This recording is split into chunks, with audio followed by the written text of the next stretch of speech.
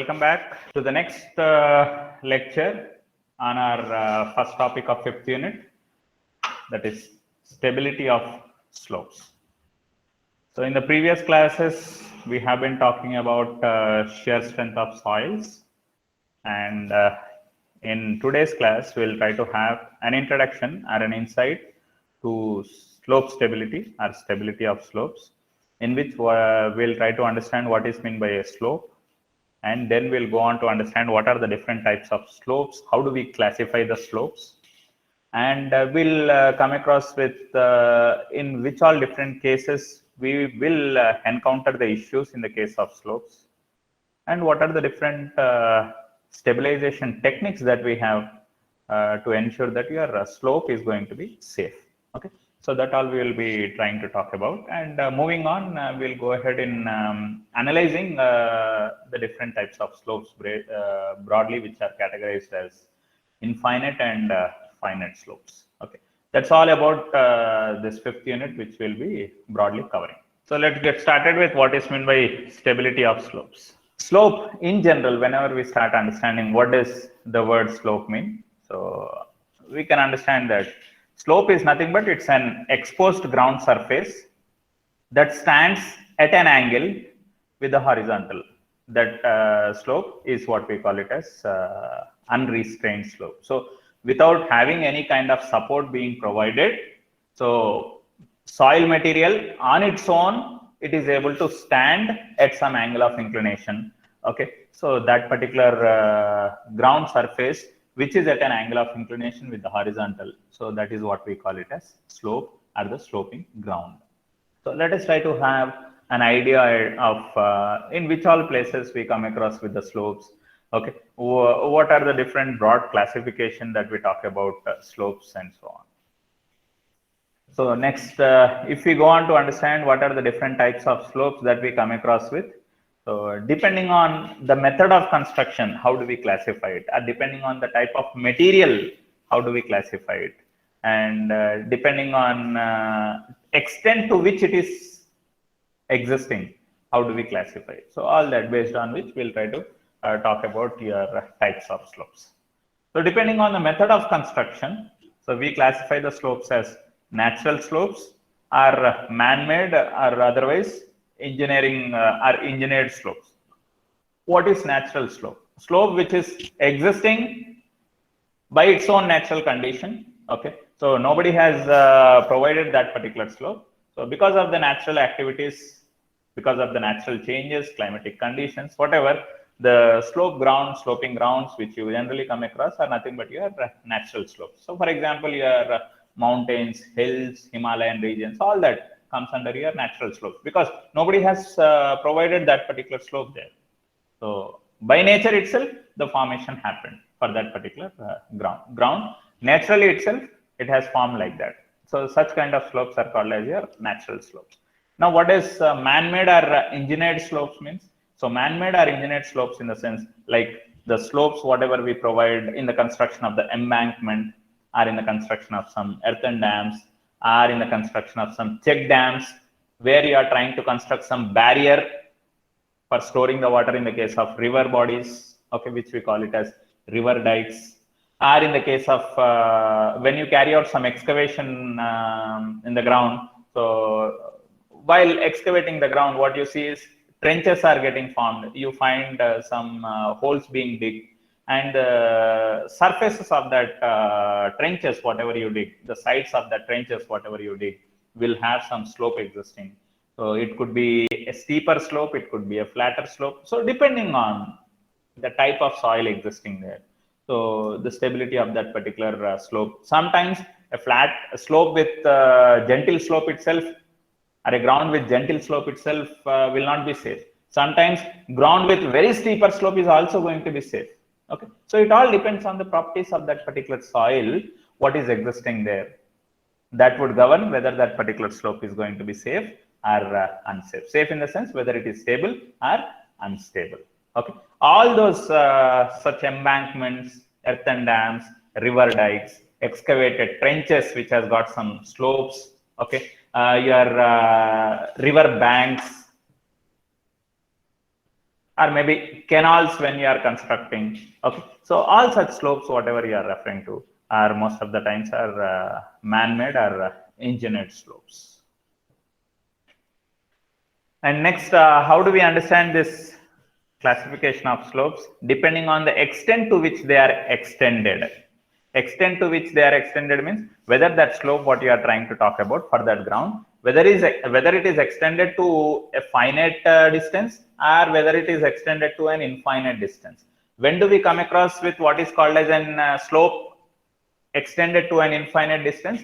Whenever the height of that particular sloping ground what you are trying to talk about is relatively very high, the elevation difference between ground at one point and the ground at the other point, if the elevation difference is very high, then automatically the slope whatever you talk about is said to be an infinite slope. So slopes whatever we generally come across in the Himalayan region or maybe in hill regions, hilly areas, so such kind of slopes is what we can assume it to be infinite slopes.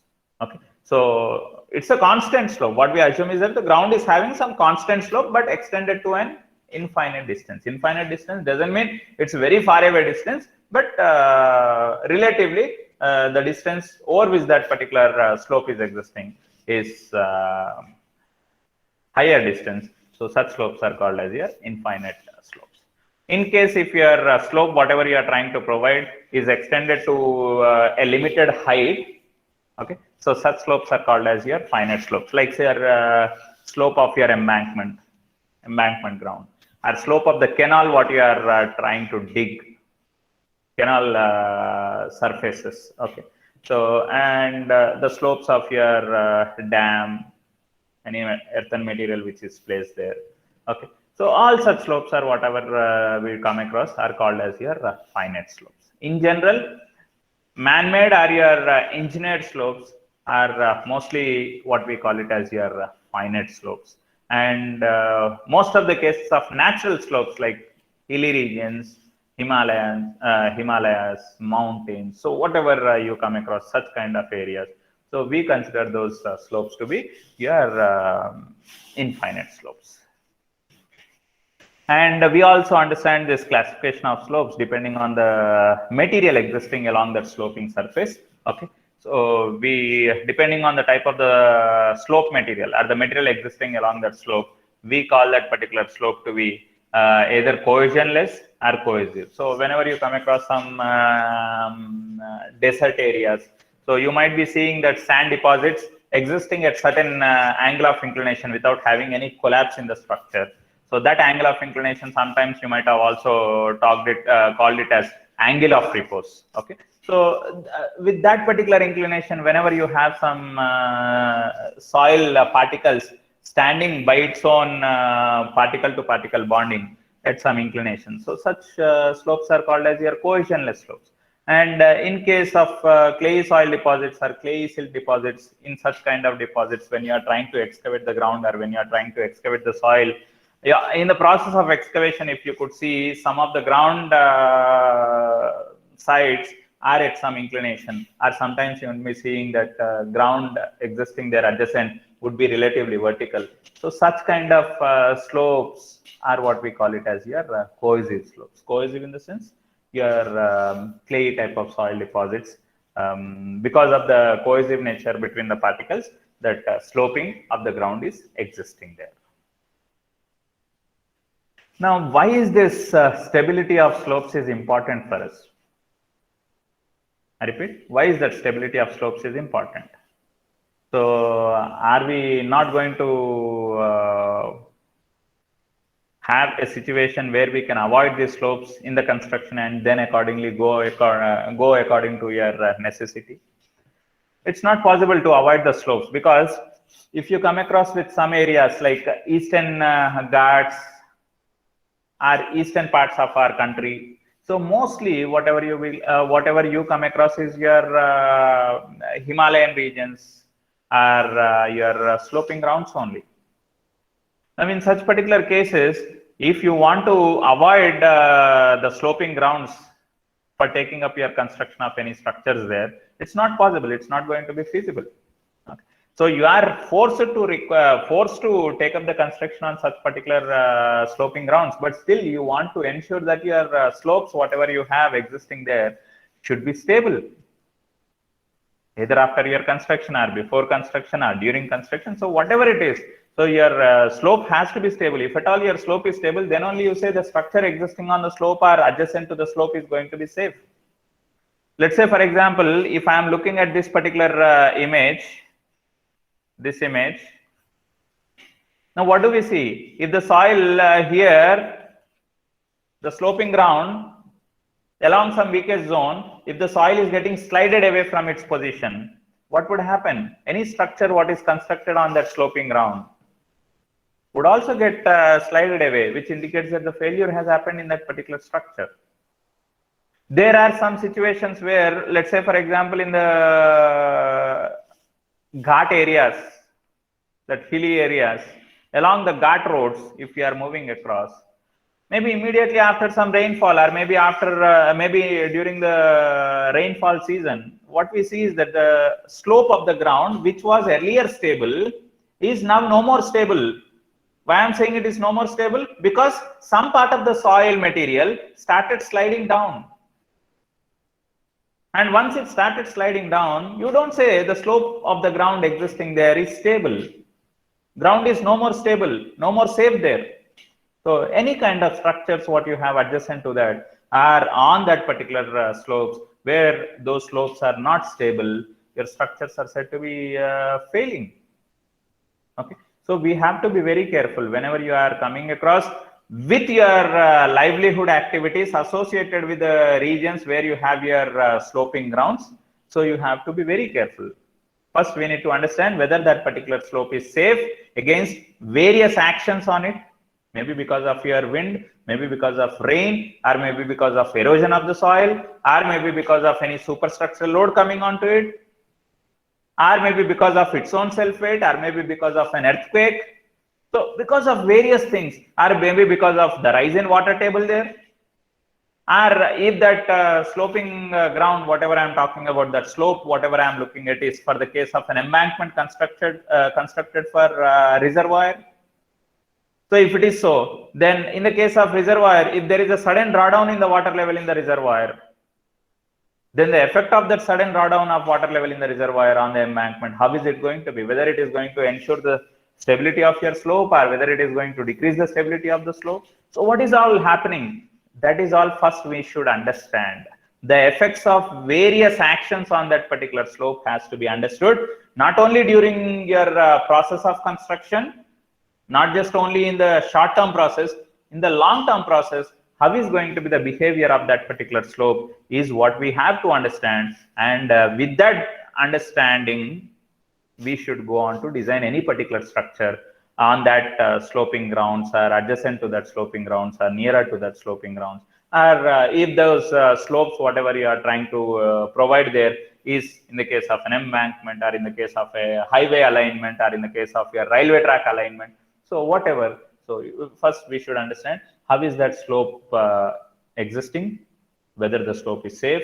If the slope is safe, no issue. If the slope, slope of that ground is not safe, it means if the stability of the slope is not safe, then what to do? What are the different techniques by which I can improve the condition of that slope, and I can ensure the safety of that particular slope? All that we will try to understand. So in the process, if we are going ahead in understanding all about your stability of slopes, so first let us understand how do we define the stability of a particular slope in terms of what you go on to say, okay, this slope is safe or this slope is not safe, and so on. Okay, the slope is said to be stable if it meets a prescribed need for a fixed period of time with a suitable factor of safety. So when do I say my slope is stable? Whenever the purpose for which that slope is designed or that slope is provided, if the purpose is met for that particular design period of time, let's say I have designed some embankment with certain slope, and if that embankment is serving my purpose for that design period, maybe 50 years or 100 years, then we say that particular slope to be stable. In case if that slope, whatever you have provided or designed, if it is not meeting the requirement for which you have designed it, then we say that particular slope is unstable. Okay, so in terms of factor of safety, always whenever we talk about the stability of slopes, we understand the aspect of stability of slopes in terms of what is called as factor of safety of the slope. If at all the factor of safety of the slope comes out to be greater than 1, we say the slope is stable. If the factor of safety is exactly equal to 1, we say the slope is critically stable. Critical in the sense, any slight extent of additional forces acting on that slope would obviously cause the failure. The slope is not failing, but at the verge of failure. So that is what we call it as factor of safety equal to 1. In case if the factor of safety of that particular slope is less than 1, which indicates that obviously, yes, your slope is undergoing the failure. Okay, so in any case, we wanted the factor of safety of that particular slope. It need not be only for slope. Any structure that you design, minimum factor of safety what you should ensure to have is greater than 1. If the factor of safety is greater than 1, and if you are confident about your design, there is nothing wrong with your design, even with your factor of safety of something greater than 1 also, you can ensure the safety of that particular structure. Okay, but however, when it comes to the case of your stability of slopes, we say a minimum factor of safety of 1.5 is something required in the design of your embankments with embankments or any other sloping surfaces. Though theoretically we say factor of safety greater than 1, slope is stable, but however, in the design aspect, we need to ensure that a slope is going to be stable under various external conditions, maybe because of the existence of water table, maybe because of something else. My slope is said to be stable only when your factor of safety is something greater than 1.5 as of the design is concerned. But theoretically, if greater than 1, we simply say your slope is stable. Now, what are the different reasons behind this slope failures? What are the causes of slope failures? In which all different cases we come across with what is called as your slope failure. Okay. So let's say, for example, if I'm looking at this particular picture, the original condition of the slope was this. That means relatively the slope of that ground was flat. But maybe because of various actions, it could be because of erosion. Okay, in this particular example, we are referring to because of the erosion, as there is some rainfall and as the water is flowing over the surface of this. So what we could see is that some portion of the soil grain started getting washed away or carried away along with your water, which is trying to slide over the surface of your slope, and because of which some particles got eroded. And what you see is that a different slope getting formed after the erosion process. Earlier, when the original slope was there, the slope was stable. But because of this new slope what got formed after erosion process, the slope may or may not be stable. Okay, so this could be one particular case because of the erosion. Sometimes what happens is, if you find there is an issue with this erosion, what people tries to do is they try to ensure to have what is called as the proper vegetation done on that sloping ground. Vegetation means some grass to be grown, or maybe some trees or plants to be planted, so that whenever the roots of that particular grass gets penetrated into your ground or the soil, so that roots gives the stability to your soil against the erosion. Because whenever the water is trying to flow, the water will not directly come in contact with the soil grains there, rather that comes in contact with the grass or the surface of the grass only. You would be seeing most of the water having the runoff. Okay, so that's how you can avoid the problem with regard to your erosion aspect.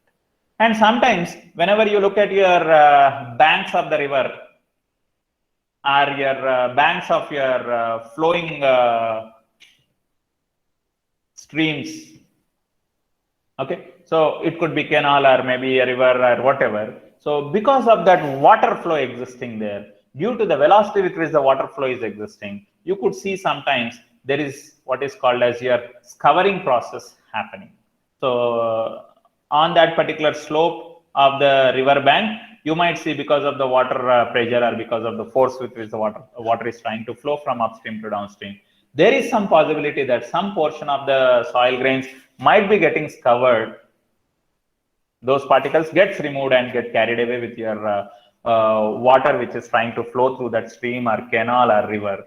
So in such case, the slope which was earlier was stable. Now, because of that covering what took place, your new slope what is getting formed may not be stable. And sometimes if you have some ground, let's say for example, in which if I'm looking at this particular third case, because of your rainfall, already let's say in that particular ground, there are some cracks which has got developed. And once there is a crack formation, what is getting developed, and due to the presence of rainfall, water which goes and accumulates into that cracked region, water goes and occupies into the crack portion what is available. Now, because of that water which is getting accumulated into the cracks, extra pressure will be developed inside that crack because of that water.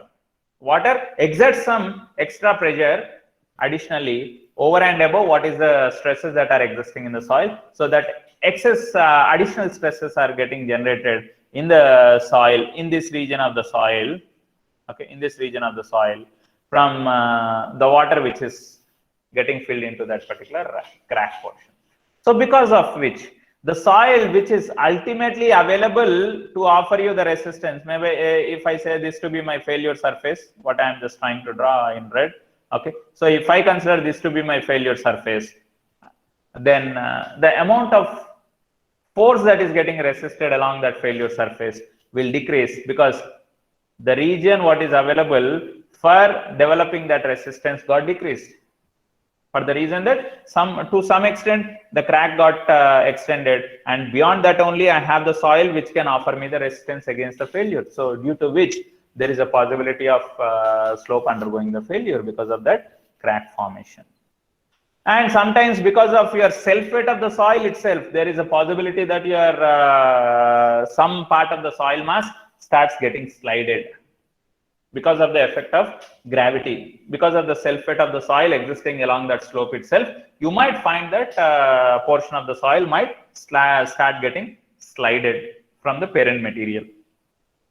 Or sometimes because of the earthquake forces which get generated in different directions. So even because of that earthquake forces also, we see that your slopes are becoming unstable.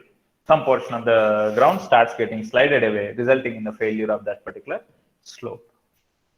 And even in the process of what is called as soil stratification, whenever you have your slope existing, which is formed because of your layered soil, and in case if that layered soil is not relatively strong, one layer of the soil is not getting strongly bonded to the other layer of the soil. So in all such cases, there are all possibilities that you have your soil which is in the form of layers. You would see one layer of the soil getting slided away over the surface of the other layer of the soil. Okay, so in such case also you might be coming across with the slope failures. And there could be some other possible cases, like say for example, over the surface of the embankment, not on the sloping ground, but on the crest portion. That means this region, on this horizontal surface. Okay, when that horizontal surface is subjected to some excess loading could be because of any superstructure being constructed there, or maybe because of any other external activities happening there. So, but because of that excess load, what you are trying to apply on the surface of that ground there is a possibility that the slope which is existing here, slope whatever you see here, okay, the slope whatever you see here may not be safe enough in taking all the loads whatever you are additionally apply on that particular ground. So because of that additional loads what you are introducing on the ground, additional stresses would be getting developed, which would try to drive your soil in the downward direction, which indicates the failure in your slope. And sometimes because of some excavation whatever you carry out, okay, so let's say earlier my slope was stable when the ground was like this. Okay, when the ground was like this, with that existing slope also your slope was stable. But however, because of some excavation what you have done towards the toe end portion, this portion of the slope is what we call it as toe portion of the slope. Towards the toe end portion of the slope, if you are trying to make any excavation, then the resistance offered by the soil in this particular region is getting decreased, and then automatically then the slope, whatever you see here, would lose its stability. In the sense, the strength of that particular sloping region might decrease, resulting in the failure of the slope. In some cases, if your slope, whatever you are trying to look at, maybe your another example, what we see here in the case of your reservoir stresses. What does this reservoir stresses mean? So whenever you have your water getting stored in that particular reservoir, due to that water which is exerting some pressure on the slopes of your ground, so there could be some possibility, because once the water is existing, the soil adjacent to that water body is going to be mostly in fully saturated state, and excess pore water pressures might be getting developed, because of which there is a reduction in strength of the soil. And sometimes even in that reservoirs also, because of the sudden drawdown of water level in your reservoir, also you might see what is called as your stability of the slope decreasing. Why is that stability of the slope decreasing? Whenever water in that reservoir is suddenly dropping down, water level in the reservoir is suddenly decreasing. So because of which, what is happening to your slope? See, when water is available in the reservoir on this sloping surface of the embankment, you have some additional force getting exerted by the water on your slope. Now, because of that additional force, what is being exerted because of the water existing in the reservoir, if at all there is a slope here which is trying to slide in this downward direction, what is this force exerted by the reservoir water on the slope doing? So it is offering some resistance against the motion. If the slope is trying to move in this direction, the force what is exerted in this direction because of the water on the slope, that generates what is called as an anti-clockwise moment of couple in that particular soil, which would resist the so-called failure mechanism what is expected to be getting developed. Okay, and now earlier when the water was full, reservoir was very much safe enough, but now due to the sudden drawdown in the water level, what is going to happen is the force exerted by the water on your slope starts decreasing, and your resistance offered by your soil against the failure would start decreasing. In the process, your portion of the soil might slightly start getting slided away from the parent material because of that excess pore water pressures, because of that seepage pressures what are existing. Because whenever you see a sudden drawdown, you will not expect a condition that your excess pore water pressures existing in that particular soil slope will not become zero, because it takes time for the water to get dissipated from the pore spaces. It takes time because of the sudden drawdown. The force what was exerted by your water to that height on the sloping surface, that force reduction happened, because of which there is a reduction in the resistance against the moment in your soil. Okay, that could be one case. And another case is, if at all there is a seepage happening through your soil in that particular ground, okay, so due to that particular seepage, what is going to happen is your effective stresses developed in the ground starts decreasing, and once the effective stresses developed in the ground starts decreasing, then automatically the shear strength of the soil is going to decrease. And if the shear strength of the soil is decreasing, automatically more chances that the amount of shear stresses that gets developed in the soil are going to be more than that of the strength that gets offered in that particular soil. So if the stress induced is more than that of the resistance offered, automatically we see the failure happening in that particular slope. Now, what are the different types or modes of slope failure? How do you see different types of slope failures happening? So we come across with different types of slope failures. One is one of such slope failure is what we call it as failure of your slope, or slope sliding failure. What does this mean? Whenever you look at any particular slope, let's say this is the failure surface. What do I mean by failure surface?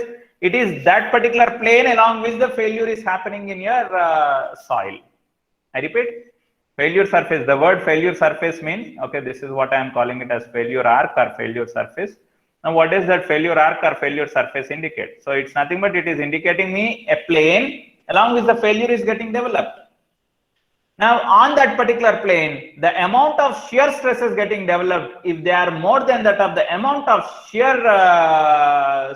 resistance offered against your motion. So how does the shear resistance gets developed? In direction opposite to that of your expected motion. So what is my direction opposite to that of your expected motion? My direction of expected motion is clockwise. In the direction opposite to that of that clockwise direction, that means in the anti-clockwise direction, tangential to the surface of your failure, we would see there is some resistance which is getting developed against the action. In case if the resistance, that is shear strength of the soil, if it is more than that of the shear stress is getting developed along that expected failure surface, then your slope is safe. But in case if the shear strength of the soil is less than that of your shear stresses what are getting developed along that failure surface, then you have all chances that your soil, because of that excess shear stresses, would starts getting slided or starts getting failed because of some rotation. Okay.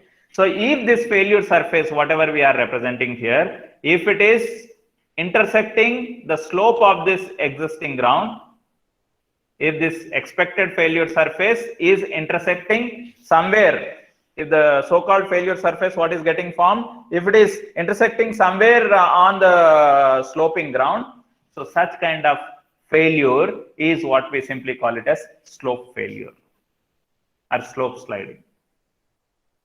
Okay, so this otherwise I can simply call it as slope failure, where the failure surface, whatever we are looking at, is getting developed or intersecting what is called as the slope of your ground. Such failure is called as your slope failure. And in case if this failure surface, whatever is expected to be getting developed, if it is passing through your toe of this embankment or toe portion of this particular sloping ground, this point is called as toe. Okay, this is called as your toe. So if the failure surface is passing through the toe point of your embankment, such slope failure or such kind of failure is what we call it as toe failure or toe slide.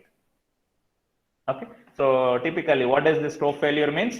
So failure surface passing through toe portion of that particular slope. Okay, such failure is called as toe failure. So generally this kind of toe failure happens in the material whatever is existing in along that slope, which is said to be homogeneous. Soils which are said to be homogeneous, in which you would come across with this possibility of slope failure. And this kind of toe failure typically most of the times we would be seeing relatively in case if the slope provided is a steeper slope. Okay, it doesn't mean in all homogeneous soils you will have this toe failure. In whichever sloping grounds where you are expected to have that failure surface getting developed, and that failure surface will be passing through the toe region if that soil, whatever is forming that particular structure, is a homogeneous soil and with relatively steeper slopes. So in such case, whenever the failure surface is getting developed, it would mostly pass through your toe portion of your slope. And the other type of failure, slope failure, what we generally come across, which we will be calling it as your base failure. Base failure means the so-called failure surface, whatever is getting developed, so that is not just confined within the top portion of the soil strata. Rather, it is also, if I say a top portion means it is above the region of your slope of the embankment. So if the failure surface is even getting extended into the foundation region, that means into the soil which is below the portion of your embankment. So such kind of failure is what we call it as base sliding or base failure. Okay. So what does this base failure more specifically mean? When the failure surface passing through your foundation, that is nothing but through the region of the soil which is there below your embankment or below the region of your sloping ground. Or whenever your foundation soil is somehow found to be weaker than that of your soil existing along that sloping ground. So in such cases also, you would see the failure surface subsequently getting extended through the base region of that ground. And this typical type of base failure, we would be coming across mostly seen in your gentle slopes. ground provided with a gentle slope, like flatter slopes. Okay, sir, if flatter slope is there, does it mean that slope will fail?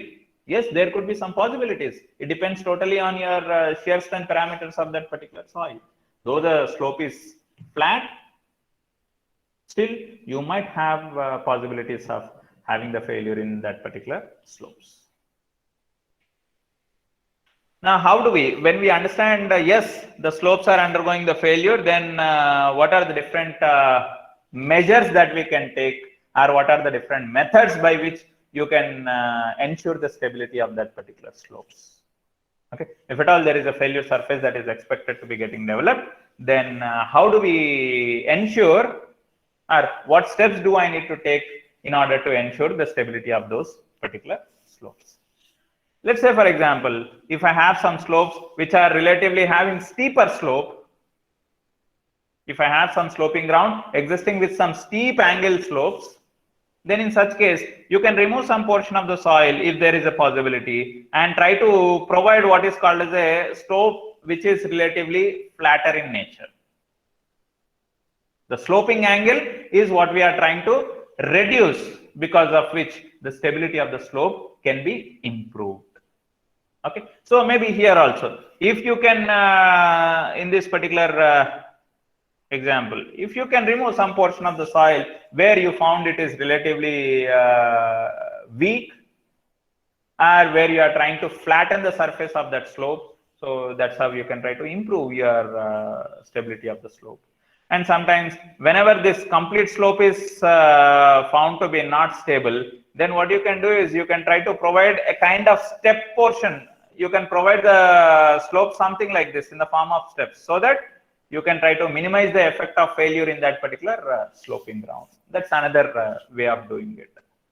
Okay, and whenever you expect what is called as the gravitational force, because of which this portion of the soil is getting driven in the downward direction. So if you want to ensure the stability of such kind of slopes, try to add some extra load, extra weights, so that if at all some portion of the soil is trying to slide, because of that excess additional forces what you have tried to add there, some additional external loading which you have tried to add, so that additional load would not allow your portion of the soil to slide, rather it allows, it keeps your portion of the soil intact with the parent material, by not allowing the so-called sliding in that particular parent material. Or by providing what is called as, most of the times along the sloping surfaces of the embankment or along the sloping surface of your earthen dams, you might be seeing large boulder particles being placed on that sloping surface.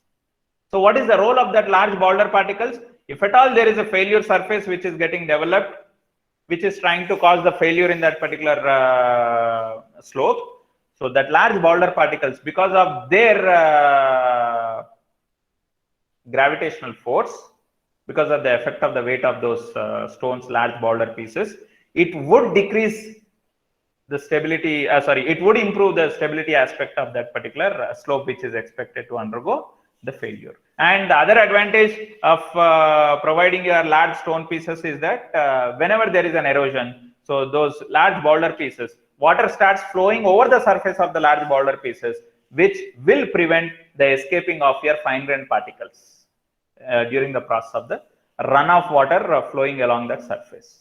So that's how you can try to minimize the failure aspects in that particular slope due to erosion.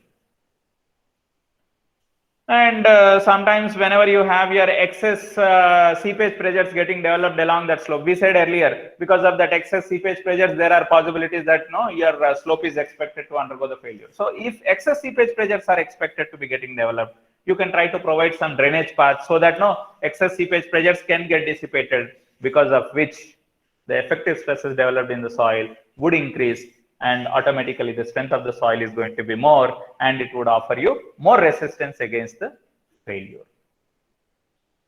Okay, so that, how are we trying to decrease the excess pore water pressure? By lowering the water table. How are we lowering the water table? By providing some additional drainage paths there. So that's how we are trying to improve your shear strength parameters of that particular soil, what are existing on that sloping surface.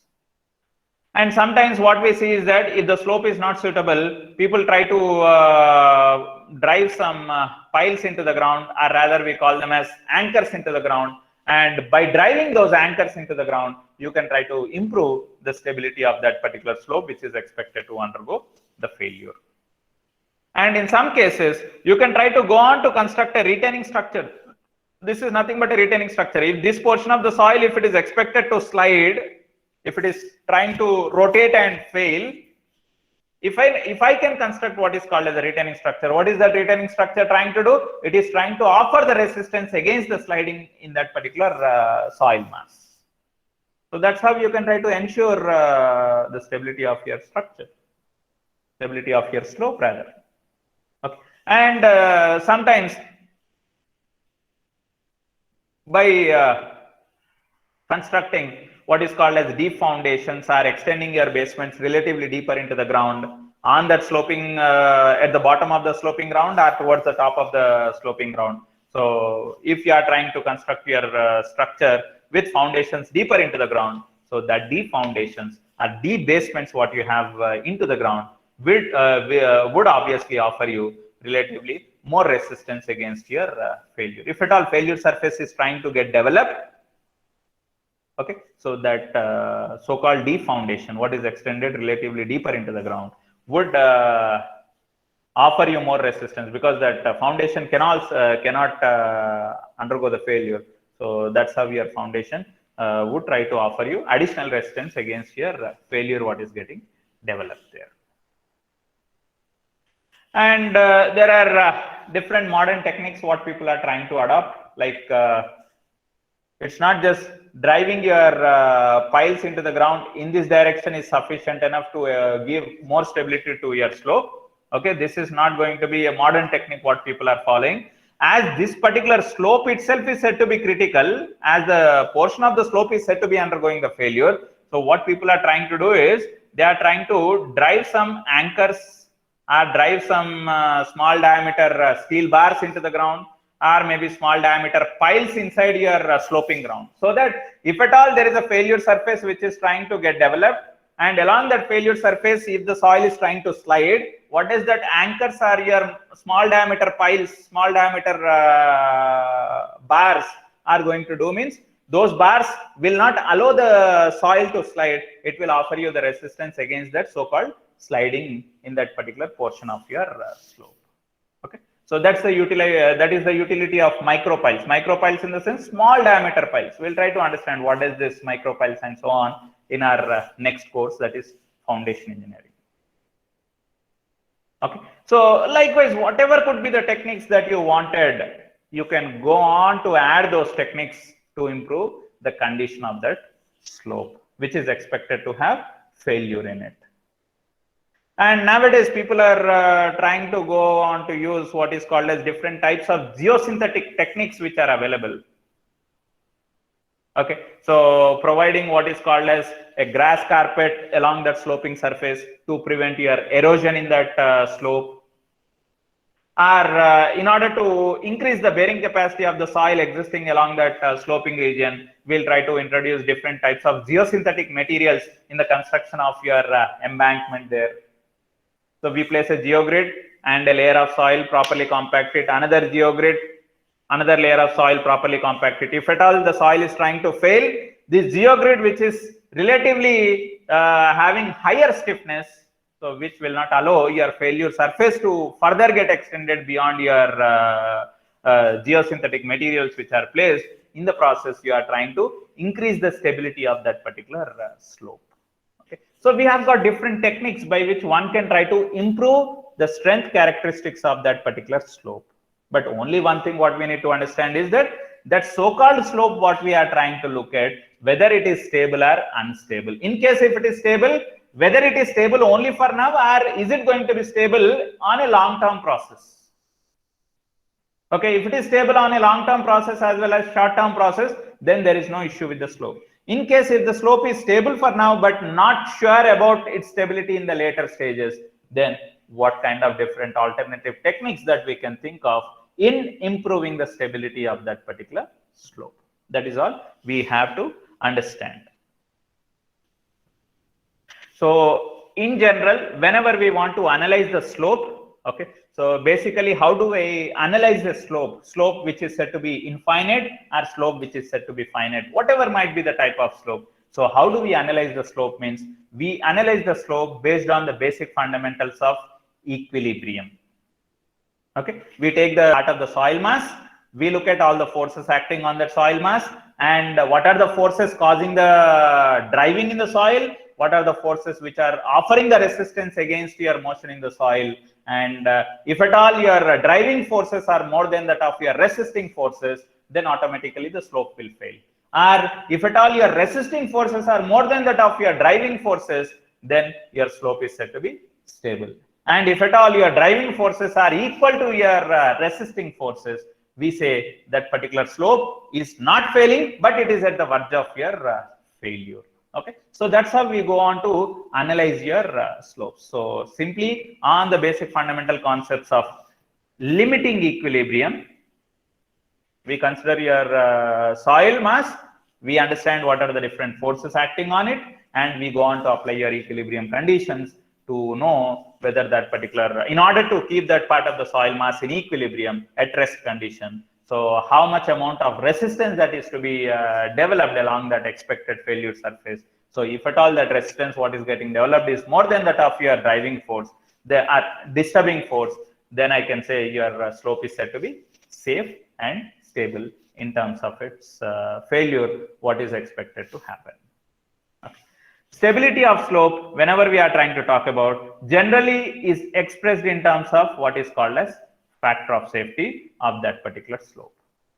As I told you, like the factor of safety, whenever the factor of safety of that particular slope is greater than 1, we say the slope is stable. When the factor of safety of the slope is exactly equal to 1, we say that slope is at the verge of the failure. And when the factor of safety is less than 1, we say obviously the slope is expected to have the failure. Slope is obviously undergoing the failure there. Okay. So, but however, as of our design aspects are concerned, we will try to ensure to have a minimum of factor of safety 1.5 for any slopes that we are going to be designing. Okay, so minimum 1.5 factor of safety we try to maintain while we are going to design any type of slopes in the construction process. Okay, so how do we define factor of safety in this case? As I told you, like factor of safety, if I just want to define in terms of the force, okay, so what is that total amount of force what is trying to push your soil mass in this downward direction is what we'll call it as your driving force, or we call it as disturbing force. Why do we call it as disturbing force? Because that is the force which is responsible for causing the failure in the soil. So that force is what we call it as otherwise disturbing force. And how much is that force getting resisted, force being resisted or resisting force, how much is it getting developed? If there is an action, we say there is an equal and opposite reaction. But along that expected failure surface, how much is that maximum resistance that could be getting developed? Okay, so that maximum resistance what gets developed is depending on your C5 parameters of that particular soil. Okay, so depending on that C5 parameters of the soil, we go on to understand how much is that maximum force being resisted along that failure surface, and what is that force which is responsible for causing the driving in the sense the motion in your soil. Okay, so then we go on to represent what is meant by factor of safety. Factor of safety is nothing but resisting force divided by your driving force or disturbing force. So how much force is responsible for moving the soil in the downward direction, and what is the total force that can be developed along that expected failure surface in order to resist that action of failure. Okay, so that is what we call it as your resisting force. So the ratio of resisting force to that of your driving force is what we call it as factor of safety. In terms of forces, if I am defining factor of safety. In terms of stresses, if I want to define your factor of safety, then I can say your factor of safety is nothing but resisting stresses in the sense it is the shear strength of the soil. What is that shear strength of the soil that is getting developed against your failure surface, against your failure? So available shear strength of the soil. That's nothing but your resisting shear stresses, whatever are getting developed. So that is what we call it as the shear strength of the soil divided by the shear stresses what are getting developed.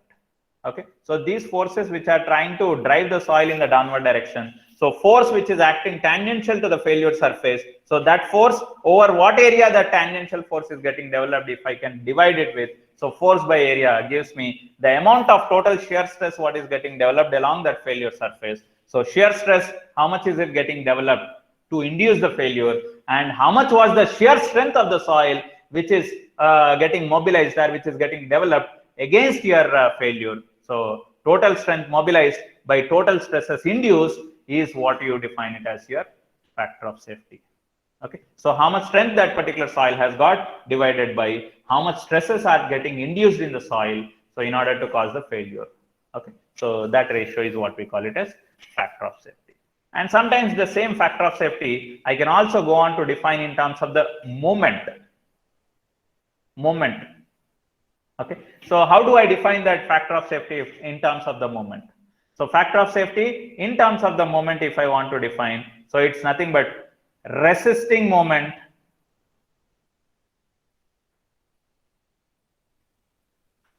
by driving moment. Let's say this so-called failure surface, whatever I am trying to look at, this so-called failure surface, this circular arc what is getting formed, maybe about some center here. That so-called arc of the failure surface is getting developed about some point here. Okay, this I am calling it as your arc of the circle. Okay, with its center somewhere here, let's say some point here.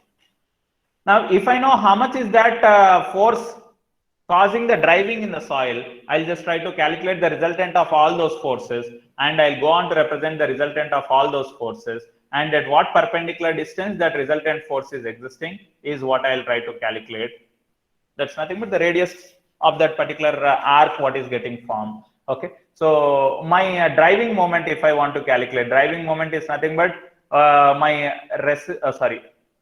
it's nothing but your resultant driving force into your perpendicular distance. Force into perpendicular distance defines you what is your moment.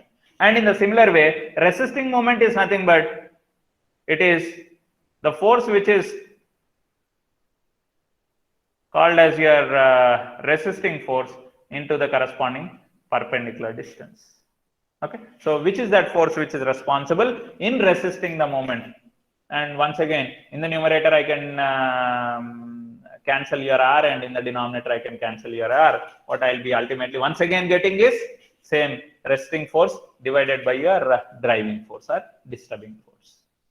Okay, so but why I'm just mentioning is I can try to talk about your factor of safety of that slope, either writing in terms of the moments what are getting generated, either in terms of the stresses that are getting generated, or either in terms of the forces getting generated. So whatever the way you want to define, you can go on to define the factor of safety of that particular slope. So when you determine the factor of safety of the slope, if the factor of safety comes out to be greater than 1, we simply say the slope is stable. But however, in the design aspects of the slope, whenever you want to design a proper slope, so we try to ensure to provide a minimum of 1.5 factor of safety, or we should have your slopes designed in a way that that slope will minimally have a factor of safety which is 1.5.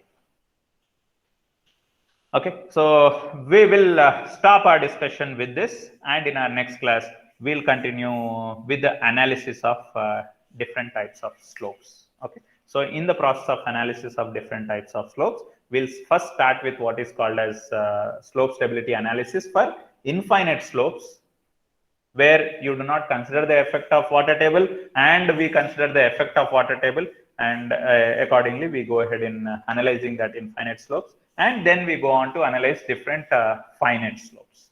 So those finite slopes also, by different limiting equilibrium approaches, we have got different methods by which we can analyze those slopes. Okay, so we'll be looking at some of those methods or approaches what are referred in our syllabus. We'll be following that approaches to analyze your finite slopes. Okay, so ultimately anything that we are going to be talking about in this particular concept of slope stability Everywhere, mostly what we'll be coming across is with analysis of your slopes in terms of the factor of safety, what you are trying to determine for that particular slope. Thank you.